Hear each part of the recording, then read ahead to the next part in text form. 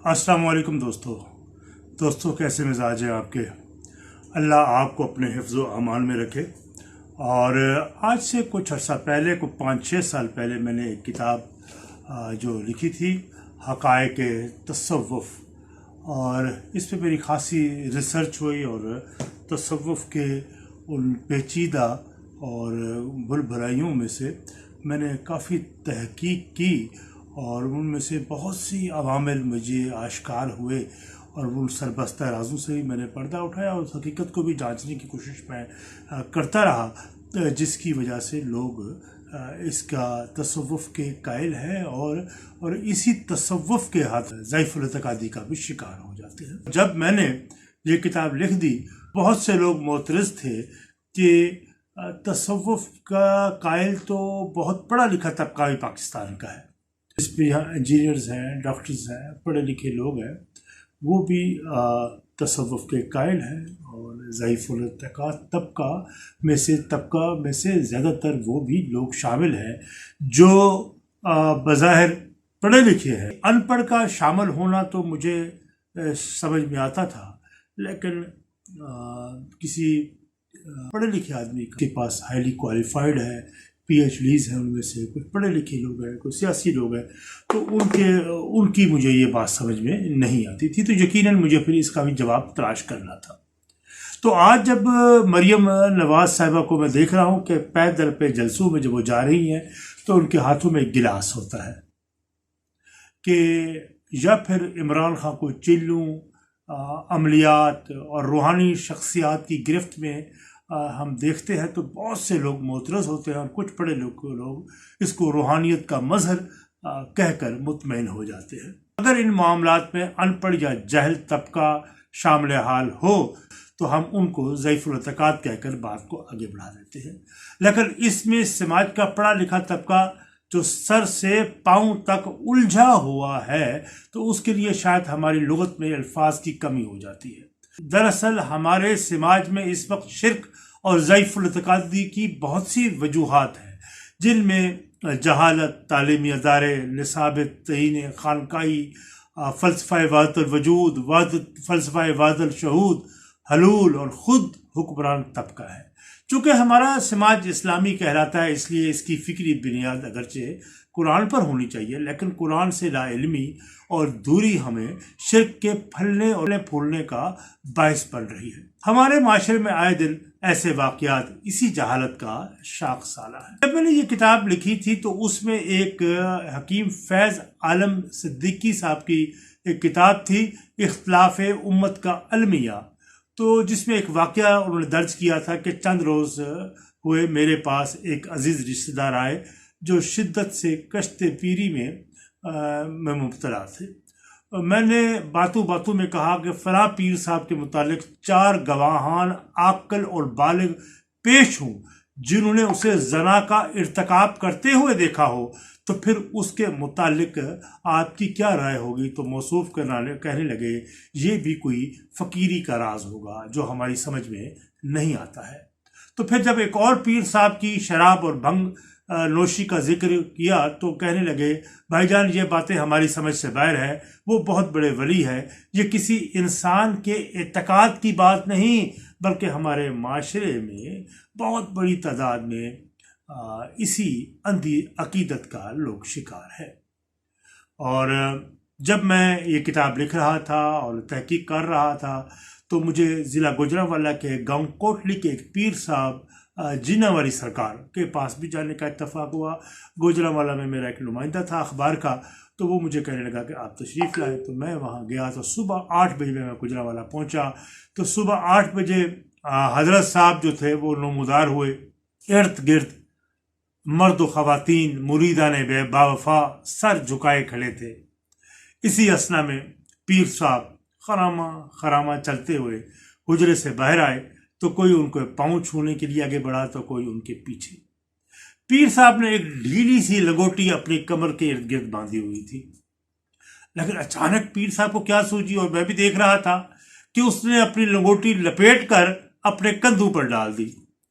कुछ ख़वातीन ने ये हयासोज मंजर देखा तो अपनी आंखें मूंद ली, किसी ने सर झुका लिया, لیکن کئی بھائی، خاوند، بیٹے، باپوں کی آنکھوں پر عقیدت کے اندھے پردے پڑے ہوئے تھے، وہ ٹس سے مس نہ ہوئے۔ یہ وجوہات کیا تھی کہ وہ مرد حضرات ٹس سے مس کیوں نہ ہوئے؟ ان پہ یہ بارے گراں بات کیوں نہ گزری؟ عمومی حالات میں تو ان معاملات پہ وہ قتل کر دیتے ہیں نا، غیرت کے معاملے میں۔ تو یہاں کیا ہوا تھا؟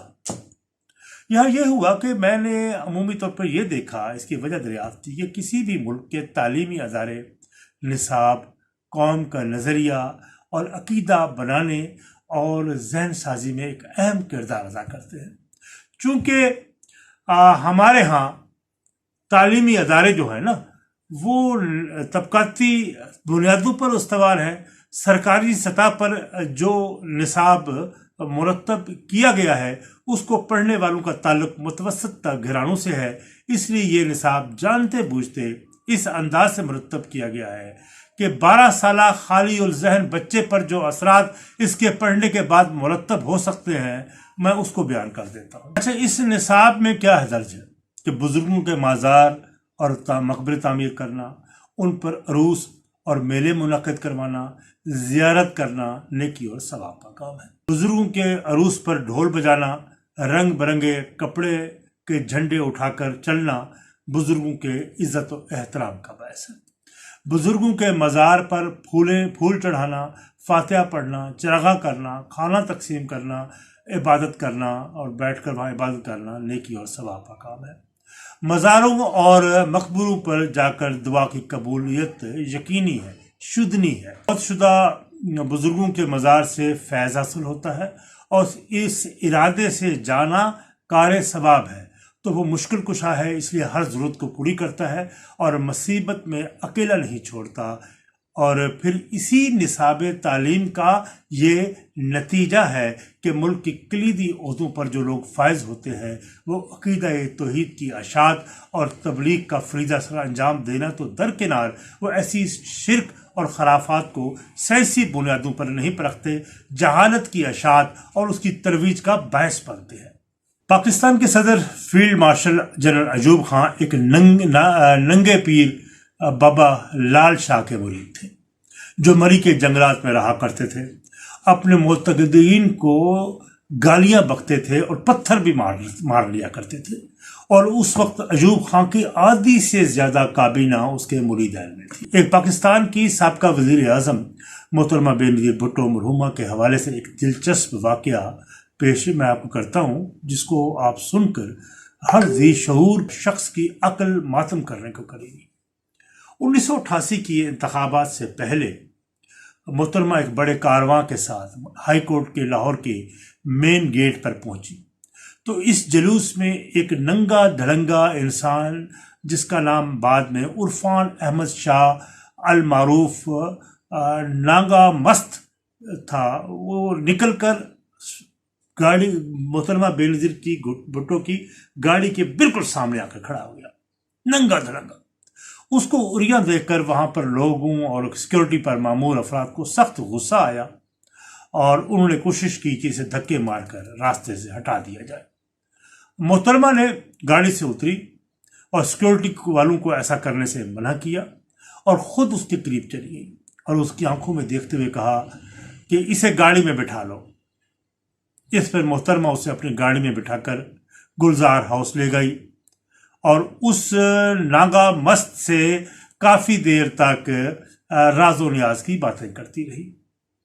پارلیمنٹ میں حلف اٹھوانے کے بعد اسے دوبارہ بلوایا۔ جب الیکشن وہ جیت گئی تھی نا، تو وہاں جب پارلیمنٹ میں حلف اٹھوانے کے بعد جب وہ وزیر اعظم کا حلف اٹھا لیا تو اسے دوبارہ اسٹیٹ گیسٹ ہاؤس میں بلوایا اور اسے وزیر اعظم کی کرسی پر بیٹھنے کی درخواست کی، تو وہ اس کرسی پر بیٹھ گیا اور پھر جھولے لینا شروع ہو گیا۔ اس بار اسے کپڑے پہنائے گئے تھے، غالباً ہلکے نیلے رنگ کا آسمانی رنگ کا ایک جوڑا تھا جس کو پہنایا گیا تھا۔ اس وقت کابینہ کا ایک رکن عطا رضا ربانی بے نظیر بھٹو سے کہا، محترمہ یہ کیا ہو رہا ہے؟ تو بے نظیر نے ناراضگی کا اظہار کرتے ہوئے اسے سختی سے ٹوک دیا۔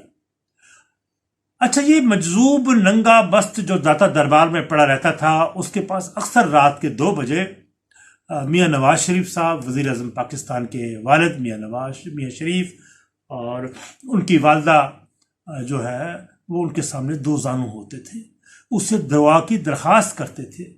صوبہ خیبر پختونخوا کے وزیر اعلیٰ پیر صابر شاہ اس کے مریدین میں سے تھے، اپنے لیے دعائیں کراتے تھے۔ اس ننگا مست کے ارادت مندوں میں پاکستان فوج کے کئی حاضر سروس آفیسرز، جنرلز اور بریگیڈیئر بھی شامل تھے، جن میں ایک کرنل عبدالغفور ڈوگر بھی تھے جو فوج کے خفیہ حساس ادارے میں کام کر رہے تھے، وہ بھی مرید تھے۔ اس مجذوب کو اڈیالہ جیل میں پابند سلاسل یوسف رضا گیلانی کو ملانے کے لیے لے جایا گیا۔ اسی طرح میں سابق آئی جی تھے پنجاب حاجی حبیب الرحمان، وہ ہر ماہ چاند کی پہلی جمعرات کو محفل میلاد منعقد کرواتے، جس میں یہ مہمان خصوصی یہی ننگا مست عرفان احمد شاہ ننگا مست پیر ہوتا تھا۔ پورے پنجاب کے افیسر اس محفل میں حاضر ہوتے۔ دل کروں کہ پیٹوں جگر کو میں، تو یہ ہے ان پڑھے لکھے اور جاہل لوگوں سے تو میں کیا شکوہ کروں۔ یہاں آکسفورڈ اور کیمبرج اور ہارورڈ جیسے بڑے بڑے تعلیمی اداروں سے فارغ التحصیل لوگ اس جہالت اور توہم پرستی کا شکار ہیں۔ جسٹس الیاس صاحب تھے جو تصوف کے رنگ میں اس قدر رنگے ہوئے تھے کہ انہوں نے سید کبیر الدین المعروف دولے شاہ پر ایک مضمون لکھا، رقم دراز ہیں، وہ آپ مضمون ابھی بھی گوگلز پہ سرچ کریں تو آپ کو مل جائے گا۔ وہ لکھتے ہیں کہ آپ کا مزار اقدس شہر کے وسط میں ہے، اگر دنیا میں نہیں تو بر صغیر پاک و ہند میں یہ واحد ہستی ہے جن کے دربار پر عنوار پر انسان بطور نذرانہ پیش کیا جاتا ہے۔ وہ اس طرح کے جن کی ہاں اولاد نہ ہو وہ آپ کے دربار مبارک پر حاضر ہوتے ہیں اور اولاد کے لیے دعا کرتے ہوئے منت مانگتے ہیں۔ جو کہ پہلی اولاد ہوگی وہ ان کی نظر ہو جائے گی۔ جو اولین بچہ پیدا ہوتا ہے اسے عرف عام میں شاہ دولے کا چوہا کہا جاتا ہے، اور اس بچے کو بطور نذرانہ دربار اقدس میں چھوڑ دیا جاتا ہے، اور پھر اس کی نگہداشت دربار شریف کے خدام کرتے ہیں، اور بعد میں جو بچے پیدا ہوتے ہیں وہ عام بچوں کی طرح نارمل ہوتے ہیں۔ اگر متذکرہ بالا منت پوری نہ کرے تو اولین بچے کی طرح دوسرے بچے بھی شاہ دولے کے چوہے پیدا ہوتے ہیں۔ یہ انہوں نے ایک مضمون لکھا تھا نوائے وقت میں 2 مارچ 1991۔ پرانا شمارہ اٹھائے، یہ چیف جسٹس الیاس صاحب تھے۔ جسٹس عثمان علی شاہ صاحب جو وفاقی محتسب اعلیٰ بھی رہے نے میں ایک انٹرویو میں اپنے خاندان کے بارے میں بتایا کہ ان کا تعلق پیر گھرانے سے ہے۔ ان کے دادا فقیر منش انسان تھے۔ جب علاقے میں بارش نہ ہوتی تو لوگ انہیں دریا میں پھینک دیتے اور بارش شروع ہو جاتی۔ یہ اردو ڈائجسٹ سپٹمبر 1991 کا جو شمارہ ہے کہ اس میں میں نے خود پڑھا، یہ ان کا انٹرویو تھا۔ حضرت مجدد الافسانی کے عرس شریف میں شامل ہونے کے لیے وفد میں کئی پارلیمنٹرین ہوتے ہیں۔ ایک پارلیمنٹرین سید افتخار الحسن نے اپنی تقریر میں سرہند کو کعبے کا درجہ دیا۔ اس طرح خواجہ غریب نواز کے عرس پر جانے والے ایک وفد کی قیادت ہمیشہ پرانے دور کی یہ چیف جسٹس ہوا کرتے تھے لاہور ہائی کورٹ کے، تو غلام مجدد مرزا وہ اس وفد کی قیادت کیا کرتے تھے۔ وہ کہا کرتے تھے کہ خواجہ غریب نواز کی قبر پر حاضری کا ثواب حج کے برابر ہے۔ صدر مملکت ہو یا وزیر اعظم یا ان کی کابینہ کے اراکین، پاک فوج کے بہت سے افسران ہوں یا عدلیہ کے ججز، اسمبلیوں کے ممبران ہوں، ان سبھی حضرات وطن عزیز کے تعلیمی جدید نئی تعلیمی اداروں کے فارغ التحصیل ہیں، جن کے عقیدے اور ایمان کا افلاس پکار کر یہ گواہی دیتا ہے کہ ہمارا تعلیمی نظام اور ادارے علم کدا نہیں بلکہ صنم کدا ہیں، جہاں توحید کی نہیں بلکہ شرک کی تعلیم دی جاتی ہے، جہالت کی اشاعت دھڑلے سے سرکاری سرپرستی میں کی جاتی ہے، یہاں روشنی نہیں بلکہ تاریکی اور جہالت کے سوتے پھوٹتے ہیں۔ گلا تو گھونٹ دیا اہل مدرسہ نے تیرا، کہاں سے آئے گی صدا لا الہ الا اللہ۔ عمران خان چیئرمین تحریک انصاف، سابق وزیر اعظم پاکستان، جو پاکستان کے تعلیم یافتہ باشعور طبقے کی نمائندگی کے دعوے دار ہے کہ توہم پرستی کے قصے زبان زد عام ہیں۔ عمران خان بھی آکسفورڈ جیسے تعلیمی اداروں سے فارغ التحصیل ہے، پاکستان کے کرکٹ کے مایہ ناز کھلاڑی بھی رہے ہیں۔ ایام جوانی میں ایک پیر ہوتے تھے باغبان پور میں، پیر جھلا نامی، پیر جھلا نام تھا اس کا، انہوں نے اس کو اپنا مرشد بنا رکھا تھا، اور وہ سمجھتے تھے کہ ان کی دعاؤں کے وہ طلبگار بھی ہوتے تھے، اور سمجھتے تھے ان کی دعاؤں کی وجہ سے وہ چوکے چیکے مار رہتے ہیں۔ اسی طرح ہارون رشید ہے ایک مشہور کالمسٹ، یہ بھی پرلے درجے کا ایک جاہل آدمی ہے بیسیکلی، تو معذرت کے ساتھ۔ تو اس کے اما پر وہ گجر خاں کے ایک روحانی شخصیت پروفیسر رفیق اختر کو اپنا انہوں نے مرشد بنا لیا، ان سے فیض و برکات کے طلبگار بھی عمران خان رہے۔ صورتحال یہاں تک ہو گئی کہ وہ ان سے سیاسی امور، حکمت عملی پر مشورے لیا کرتے تھے، اور کچھ ناکامیوں نے انہیں ان سے برگشتہ کر دیا۔ تو خان صاحب نے پھر پاک پتن کی جو آج کل ان کی خاتون اول بھی رہی ہیں، ان کی بیگم بھی ہیں بشرا بی بی المعروف پنکی بی بی کو اپنا مرشد بنا لیا، اور امیدوں کا محور اس خاتون کا آستانہ ٹھہرا۔ اور وہ پاک پتن بڑی خاموشی سے جایا کرتے تھے، ان کے در پر بیٹھا کرتے تھے، اپنے بہتر حالات کے لیے درخواست کیا کرتے تھے۔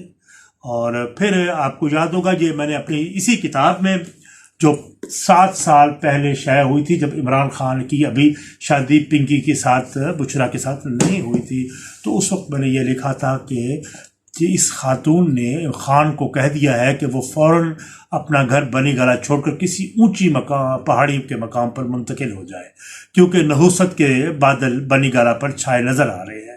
خان صاحب نے لتھیا گلی کو اپنا مسکن بنایا اور بہت دیر تک وہی مقیم رہے۔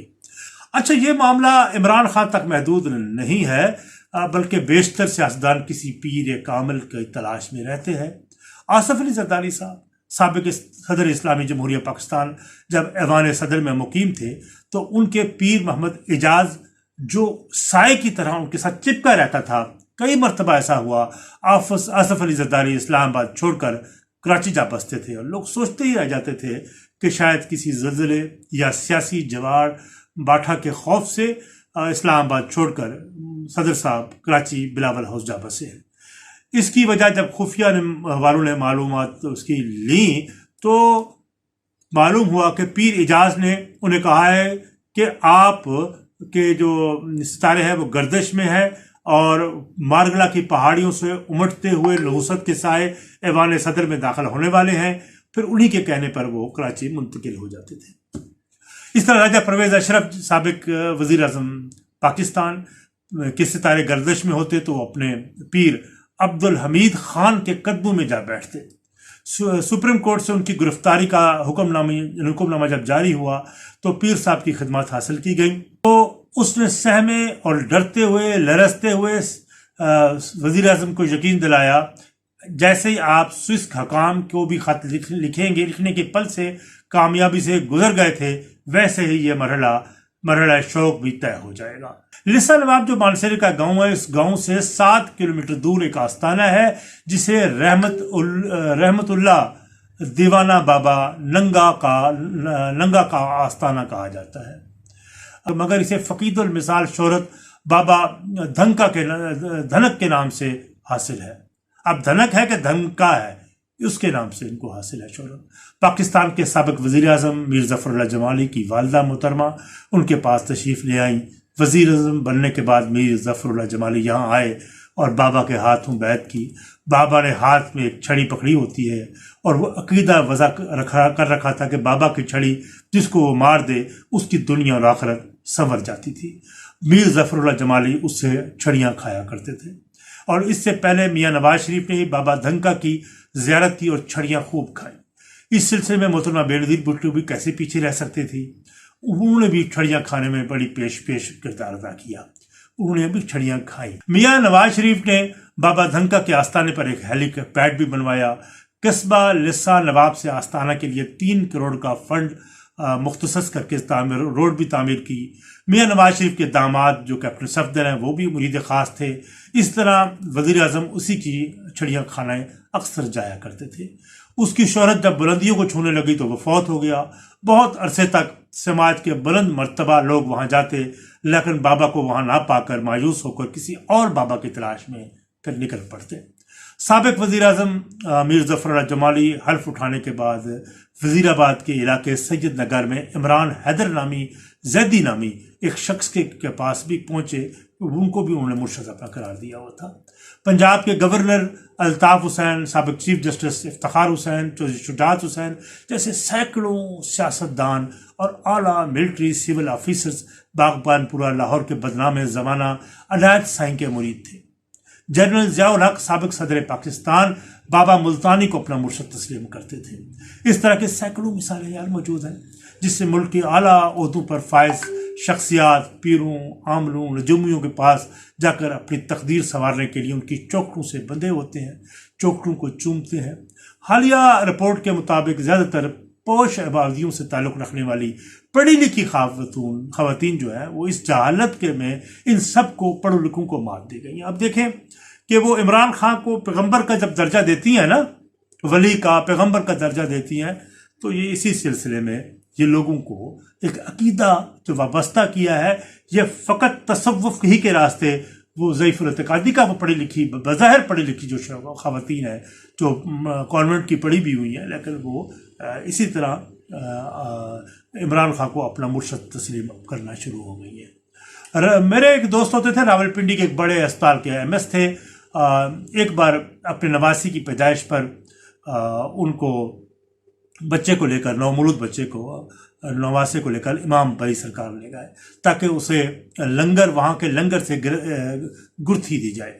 اس طرح پاک فوج کے ایک ریٹائرڈ جنرل کو خود درباروں میں نے پیشانی پر ماتھے رگڑتے ہوئے دیکھا، اور زندگی کے شب و روز میں ہم بہت سے ایسے لوگوں کو اس طرح کے معاملات میں پڑا دیکھتے ہیں، اور جن کو ہم باشعور کہتے ہیں، پڑھا لکھا کہتے ہیں، طبقہ کہلاتا ہے۔ ان طبقات کا ذکر اس لیے بھی ضروری ہے کہ توہم پرستی، قبر پرستی میں صرف ان ان پڑھ جاہل لوگ اور گنوار لوگ ہی مبتلا نہیں، زیادہ تر پڑھے لکھے لوگ بھی اس کا حصہ ہیں۔ دین خانقاہی اسلام کے نام پر ایک کھلی بغاوت ہے دوستو۔ یہ امر واقعہ ہے کہ دین اسلام کی جتنی رسوائی خانقاہوں، مزاروں، درباروں اور آستانوں پہ ہو رہی ہے، شاید غیر مسلموں کے مندروں، گرجوں، گردواروں پر بھی نہ ہوتی ہو۔ بزرگوں کے قبر پر غاں کرنا، پھول چڑھانا، غسل دینا، ان پہ مجاوری کرنا، نظر و نیاز چڑھانا، وہاں کو رکوع و سجود کر کے ہاتھ باندھے مؤدب ہو کر کھڑے رہنا، ان سے مرادیں مانگنا، ان کے نام پر سر کی جو ان پڑھ لوگوں کو دیکھا، کئی لوگ پڑھے لکھے لوگوں کو بھی دیکھا ہے، وہ اپنے بچے کی چوٹی رکھوا لیتے ہیں، جہاں سے خاک شفا جہاں سے ملے وہاں سے وہ لے لینا، طواف کرنا، قربانی کرنا، اور ننگے قدم مزار تک پیدل جانا، سارے افعال وہ ہیں جو ہر چھوٹے بڑے مزار کا روزمرہ کا معمول ہے۔ ایسی خانقاہیں موجود ہیں جہاں کنواری دوشیزائیں خدمت کے لیے پیش کی جاتی ہیں۔ ضلع لیہ میں ایک جمن شاہ نام کی ایک مزار پر مریدان اپنی پہلی اولاد میں لڑکی جو ہوتی ہے اس کو خانقاہ کی نظر کرتے ہیں، اور سینکڑوں لڑکیاں آج بھی جمن شاہ کے مزار پر موجود ہیں، خدمت پر معمول ہیں۔ اور بعض ایسی خانقاہیں بھی ہیں جہاں اولاد سے محروم خواتین شباشی کرتی ہیں، رات بسر کرتی ہیں۔ یہاں اولاد کے لیے آنے والی عورتیں اگر پیروں کی ہوس زنی سے بچ بھی جائے تو یہاں کے بدبودار ملنگوں کی ہوس کا نشانہ ضرور بن جاتی ہے۔